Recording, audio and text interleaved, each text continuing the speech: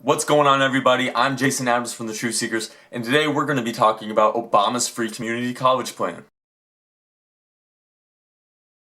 Most everybody knows by now that Obama has proposed 2 years of tuition-free community college for qualifying individuals. The main dispute over this, and what we're really going to be looking at today, is how to allocate funding for this particular program. The White House estimates that this plan will cost approximately $60 billion over 10 years. And now basic math tells us that this will cost approximately $6 billion a year. Now, the federal budget for fiscal year 2015 is projected to be around $3.9 trillion. Now, let's look at some visual aids. Now, the first chart that I'm going to show you is the projected federal budget for fiscal year 2015. As you can see, it's split into 3 parts: mandatory spending, discretionary spending, and interest. Now, what we're going to focus on right now is discretionary spending, which takes up about 29% of the federal budget. Now, if we take the entire federal budget, which is about $3.9 trillion, and multiply it by 0.29, which is the percentage that discretionary spending takes up, we get $1.131 trillion.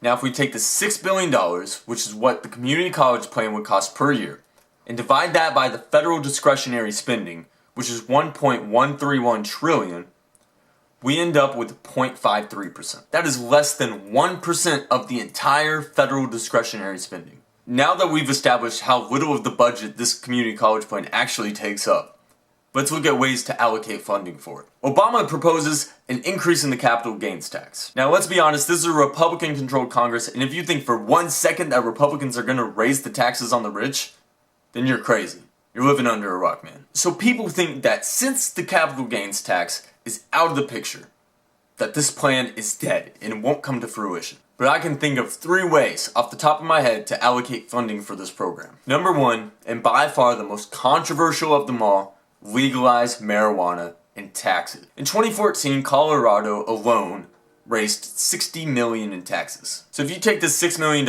and multiply it by 50 states, you are going to get around $3 billion, and that's half of the plan covered. My second proposed way to allocate funding for this program is to rewrite the tax code. If you rewrite the tax code in such a way that millionaires, billionaires, and corporations have to pay their fair share of taxes, then you will get millions, if not billions, in revenue that can go towards this community college plan. The third way that I propose to allocate funding, and probably the most viable, is to make cuts of the budget. Now, there are many places where we can scrape off fat and get enough money where this program can be funded. If you cut less than 1% of the $622 billion military budget, then you would have enough to fund this program.